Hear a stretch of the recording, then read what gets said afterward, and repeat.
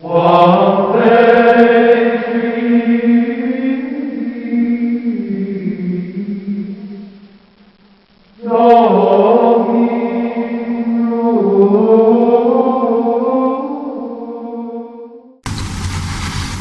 Hi folks, it's the Repentant Sinner here. This is my first YouTube video for this channel, and so I wanted to introduce myself and talk a little bit about why I felt the need to create this channel. I call it Repentant Sinner because the reality of it is that's about as descriptive as I can get as to who I am, at least at this stage of my life. I suppose the best thing to do is start with my testimony, and I think my testimony will resonate with some of you, and at least hopefully it's an interesting enough story to get you to understand how I got to this stage of my life. I was born what we would typically call a cradle Catholic, and that's a euphemism for somebody that was born into the Catholic Church and was raised in the Catholic Church, and the implication is that you know what you need to know about being Catholic. The truth of that is that just wasn't me.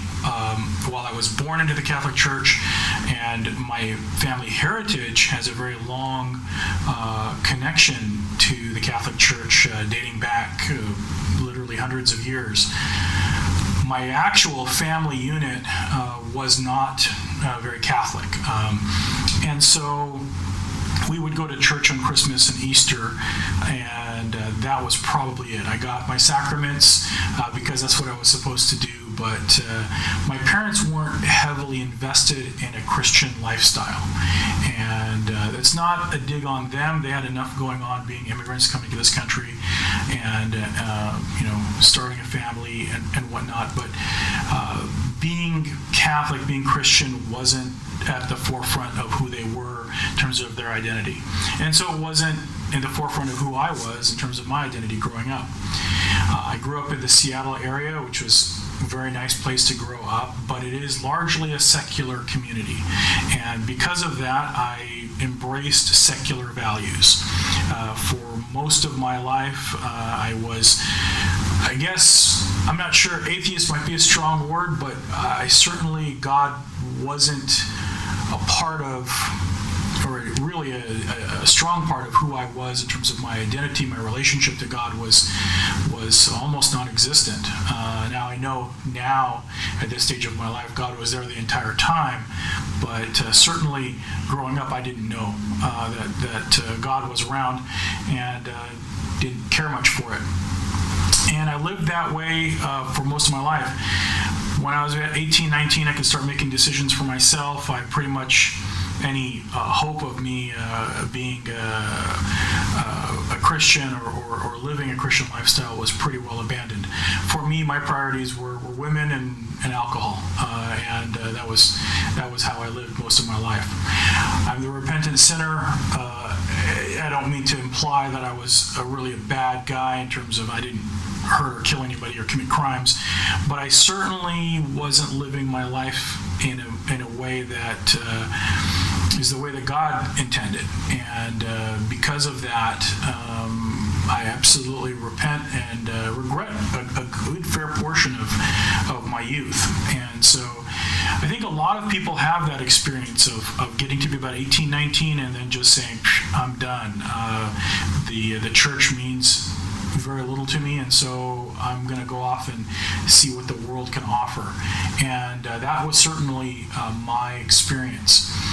I met my wife, and she has almost the converse story. She was born a Buddhist, but went to Catholic school and learned to greatly appreciate all of the mysteries and the great depth of that you'll find in the Catholic Church. That was something she appreciated, she loved, and she always carried close to her. And so when we met, it was natural for her to say, well, what religion are you? And of course, I do what a lot of people do, is I whip out the Catholic card. I'm Catholic, here you go, boom, check out the ID that says I'm Catholic, so leave me alone. And the truth is that card is a fake ID. That's something we do to get people off of having to talk about, how their faith or how Christ may impact them and their daily lives. We don't want to hear about it, so we just say, hey, I'm Catholic, boom, leave me alone. And that's about as far as it gets. And that's what I did with my wife. And when we were dating, she would say, hey, let's go down to church Sunday morning. And I thought, oh boy, this is not going to end well. At some point, she figured it out. She still would try her best, and she would usually bribe me with some sort of fatty breakfast or something after Mass. I would be in there, and I wasn't really thinking about anything anybody was saying. I wasn't paying attention to what was going on. I was usually thinking about other things, spacing off and just waiting until the whole event was over so I could get out of there as quickly as possible. And looking back on it, it's pretty sad. That's who I was or where I was in terms of my Catholicism, because I was born into it. This was something that my wife wasn't born into, and she loved and appreciated, and I was born into it. I was handed it to me as a gift, and I didn't have any idea of what I was given. It occurred to me that she would be very happy to receive the sacraments. And so I started inquiring as to how best to make this happen. My first foray into this was to go down and find an ethnic priest. Now, for those of you guys who know, some churches are a little bit more strict than others, even though they're all kind of Roman Catholic. And a lot of times, some ethnic priests of some certain backgrounds will cut some corners. And that's what I was looking for. I didn't want to have to go through a whole rigmarole to get my wife her sacraments. I figure, hey, we pay the guy some money, we show up to church one day, he does some sign of the cross, we're all done, we leave, everybody's happy. And so that was my mindset. I was soundly rejected when I went to a church and asked this way, and frankly, I'm kind of, I think they should have been even rougher with me. I can't believe I approached it that way. I'm kind of embarrassed that I did. Then I found that there was a church quite close to our home, and so I thought to myself, well, we'll just take whatever classes, a couple weeks of classes, and we'll be done, and we'll get this taken care of. They'll splash some water on her. She's done. We're taken care of. We'll leave.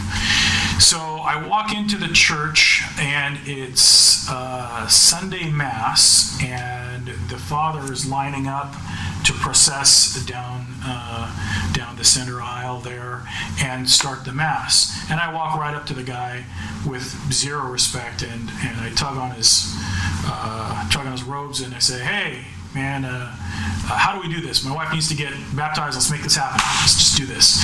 And again, he sort of looked at me quizzically, and he handed me the bulletin and said, right there, it's this class called RCIA. Email them. I got to go do my job. And so, and he went and did what he did. Again, a little embarrassing on my part, but, I just wanted to cut right to the chase and get on with it. So we checked in on what this RCIA thing is. RCIA stands for the Rite of Christian Initiation for Adults. And we found out it was a year-long class, and I gotta be honest with you, I was not happy. I thought this made zero sense to me. I thought, you know what, if the Catholic Church needs members, they should not make it difficult. Why put people through this amount of work in order to become Catholic?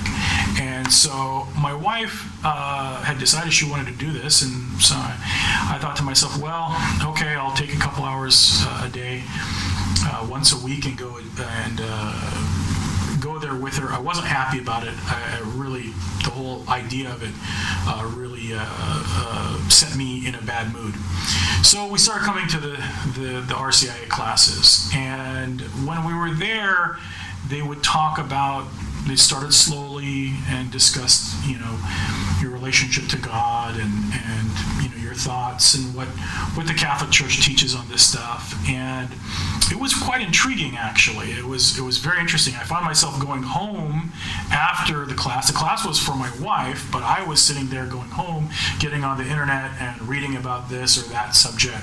And I was surprised at how much meat there was, how much detail and the history and everything. I'm not sure why this came as a surprise to me, but it really did. I think once I started kind of sifting through it as an adult, and I'm not using a child's lenses anymore, this church seems so wondrous and diverse. And over time, over this year-long process, where my wife was just kind of coasting along, doing what she needed to do in order to be prepared for receiving the sacraments, I started essentially going through a conversion. It was almost like I was somebody who was non-religious, and I became converted to the Catholic Church. So it was very, very exciting for me. I can't exactly say why the fire got lit inside of me. It wasn't as if this was a dynamic group of evangelizers. These were educators. These were people that were trying to tell us how to be Catholic, help us learn about the nice, wonderful religion that we walked into, but they weren't there. These weren't. This wasn't a slick sales pitch. I wasn't being motivated or converted because there was this great presentation. There was a lot of just prayer and talking, and it was really profound, the change that happened inside of me. And I found myself becoming very, very intrigued by everything related to the faith, especially those things that I had ignored for all of these years. And so I really have a great debt to my wife, who really, she never changed. When she got her baptism and she was confirmed, it was this big deal, like she had somehow transformed. She was really the same person the whole time through. I was the one that was really the heathen here in this relationship, and she's the one that brought me around. And so one of the things I found quite exciting and interesting is this idea of apologetics. And what apologetics means is essentially making a defense of your faith. It is not meaning that we're apologizing for something the faith did wrong. There may be times where we do that, but it is more an issue of coming forth and just professing who you are, giving your testimony. And if people have questions about your faith that are perpetuated by a myth, you got to fix those. And I found apologetics to be very intriguing. So, having said that, let's get something on the table. There is a group called Catholic Answers. They're based out of San Diego. They are the best resource you're ever going to get on any of this stuff. Why would I do this YouTube channel? I'm not trying to reinvent the wheel. Probably anything that I talk about here today, they've probably already talked about at Catholic Answers. They are wonderful, wonderful people. I've had the opportunity to go down and meet them. They're super welcoming, incredibly knowledgeable people, and they should be your first resource. You could find them at www.catholic.com. They also have a wonderful YouTube channel that I'm on almost every day, and their apologists are the cream of the crop. They know their stuff, and they're who you should consider to be a prime resource. But what I found as I've grown in my faith is there is a lot of areas where we can help improve our relationship to God and our relationship to both our fellow Christians and our fellow non-Christians. And one of the things is the Catholic Church, for as good as it is in so many areas, does not do a very good job of essentially marketing the faith. Sometimes we say, well, they don't teach people very well. That's not true. There's great resources for Catholic education, and the Catechism of the Catholic Church is really a pretty amazing body of work. But we don't market ourselves well. There's so many things about the Catechism that are amazing and they're wonderful, and they're things that when non-Catholics hear it, they're really kind of shocked that the Catholic Church has these really wonderful insights into humanity and humanity's relationship to God. But we don't advertise it. We just don't advertise it. In fact, Catholic Answers does a far better job than the Catholic Church in general does about getting the word out about the amazing things in the Catholic Church. And so I decided, I already had another YouTube channel. I think YouTube is a good format for me, and I thought, well, let me make a YouTube channel. Let me talk about things that I'm interested in, and I'm interested in apologetics, and I want to get those things out there. And we want to talk about evangelization and why that's important. And so that's what we're here for, and that's why I decided to do that. And so I'm going to wake up every morning acknowledging that I'm a sinner. I'm going to repent. I'm going to do my best to be a better person. I'm going to do my best to love God. And somewhere in between, I'm going to post some videos and hopefully help you find that same fire that I found. And so God bless you. I'm the repentant sinner, and we'll see you next time.